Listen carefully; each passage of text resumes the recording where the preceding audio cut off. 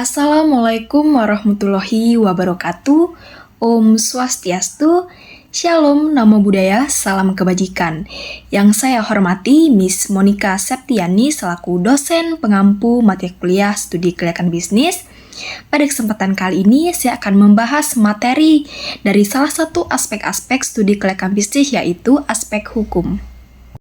Nah teman-teman, apa sih pengertian dari aspek hukum? Aspek hukum adalah analisis yang mempertimbangkan berbagai aspek hukum yang terkait dengan bisnis, seperti kontrak dagang, aspek hukum badan usaha, hubungan kerja, dan hak-hak yang terkait dengan bisnis.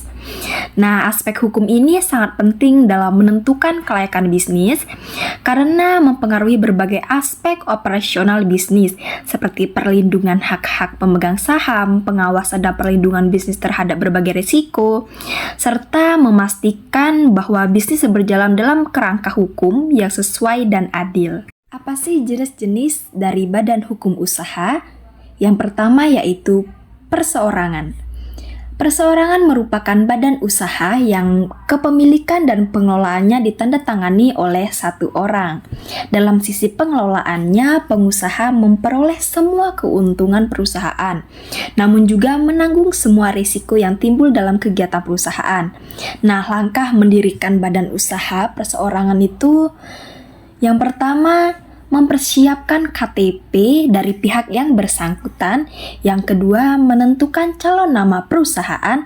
Yang ketiga, menentukan tempat kedudukan perusahaan. Dan yang keempat, menentukan tujuan spesifik perusahaan, pendaftaran ke notaris. Dan yang terakhir, untuk mendapatkan akte notaris tentang pendirian usaha. 5 kelebihan perusahaan perseorangan. Yang pertama, mudah dibentuk dan mudah dibubarkan. Yang kedua, penguasaan sepenuhnya terhadap keuntungan yang diperoleh. Yang ketiga, kebanggaan dan penguasaan dapat memimpin perusahaan sendiri. Yang keempat, pengelolaan perusahaan sangat sederhana. Dan yang kelima, tidak dikenakan pajak berganda. Selain mempunyai kelebihan, perusahaan perseorangan juga mempunyai kelemahan. Yang pertama, tanggung jawab tidak terbatas atau resiko kerugian. Yang kedua, keterbatasan sumber daya modal. Yang ketiga, kemampuan memanajemen terbatas. Yang keempat, keuntungan yang kecil. Kelima, pertumbuhan terbatas. Dan yang terakhir, komunitas kapasitas kerja terbatas. Jenis badan hukum usaha yang kedua yaitu persekutuan. Persekutuan adalah perusahaan yang memiliki dua bermodal atau lebih. Pembentukan persekutuan bisa berdasarkan kontrak tertulis atau kesempatan yang legal. Persekutuan terdiri dari firma dan persekutuan komanditer atau CV. Nah, firma adalah tiap-tiap persekutuan perdata yang didirikan untuk menjalankan sebuah perusahaan dengan nama bersama. Firma didirikan dengan sebuah akte notaris dan didaftarkan di Kepanitiaan Pengadilan Negeri.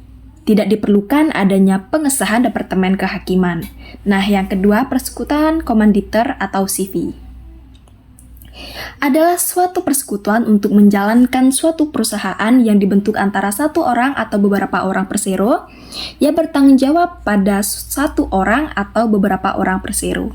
Kelebihan dan kelemahan persekutuan. Kelebihan persekutuan yaitu mudah dalam pembentukannya, penyatuan pengetahuan dan keterampilan, sumber daya modal lebih besar, kemampuan menarik dan mempertahankan karyawan, dan yang terakhir keuntungan dari sisi pajak.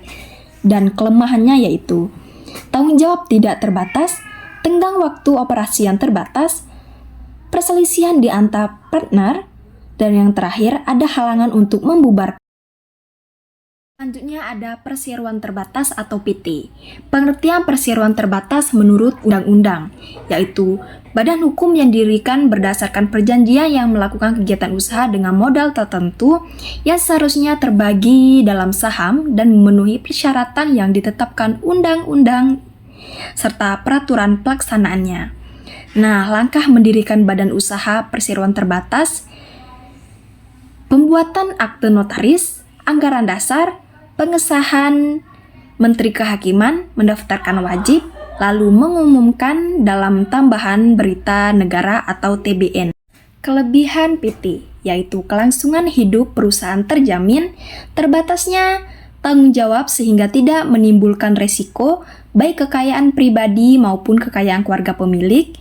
Saham dapat diperjualbelikan dengan relatif mudah. Kebutuhan modal lebih besar akan mudah terpenuhi, dan yang terakhir, pengelolaan perusahaan dapat dilakukan lebih efisien. Dan kelemahan dari PT, yaitu biaya pendiriannya relatif mahal, rahasianya tidak terjamin, kurangnya hubungan yang efektif antara pemegang saham, permasalahan administrasi yang rumit, pengenaan pajak berganda, adanya inefisiensi kerja, tidak fleksibel dan tidak kompetitif karena ukuran yang besar. Yang keempat ada perusahaan negara. Apa sih perusahaan negara? Perusahaan negara adalah badan usaha yang sebagian atau seluruh pemiliknya dimiliki oleh negara Republik Indonesia. Perusahaan negara dipimpin oleh seorang kepala atau direksi yang diangkat oleh pemerintah. Perusahaan negara dibagi dalam beberapa jenis perusahaan jawatan atau perjan, perusahaan umum atau perum, dan perusahaan perseorangan atau perseru. Yang kelima ada perusahaan daerah. Perusahaan daerah merupakan perusahaan yang didirikan dengan suatu peraturan daerah. Modal seluruhnya atau sebagian besar milik pemerintah daerah yang dipisahkan kecuali dengan ketentuan lain dengan atau berdasarkan undang-undang. Tujuan didirikannya perusahaan daerah adalah untuk turut serta melaksanakan pembangunan daerah khususnya dan pembangunan ekonomi sosial. Nah, yang keenam ada yayasan. Yayasan adalah organisasi yang terbentuk korporasi untuk memberikan pelayanan kepada masyarakat. Yayasan didirikan dengan tujuan sosial, bukan untuk mencari keuntungan. Kekayaan yayasan terpisah dari kekayaan anggotanya. Dana operasional diperoleh dari sumbangan para donatur. Nah, langkah mendirikan yayasan yaitu yang pertama penyampaian dokumen, kemudian penandatanganan akte pendirian yayasan, pengurusan surat keterangan domisili, pengurusan NPWP, pengesahan menjadi badan hukum di Dep Kehakiman dan HAM, dan yang terakhir pengumuman dalam Berita Negara Republik atau BNRI. Nah, yang ketujuh ada koperasi. Koperasi adalah jenis badan usaha yang beranggotakan orang-orang atau badan hukum. Pendirian koperasi melalui akte pendirian setelah memperoleh pengesahan pemerintah dan diumumkan dalam Berita Negara. Untuk mendirikan koperasi dibentuk melalui rapat anggota minimal 20 orang yang masing-masing memenuhi 3 syarat, yaitu yang pertama mampu melaksanakan tindakan hukum, yang kedua menerima landasan idil, asas dan sendil dasar koperasi, dan ketiga sanggup dan bersedia melakukan kewajiban dan hak sebagai anggota koperasi.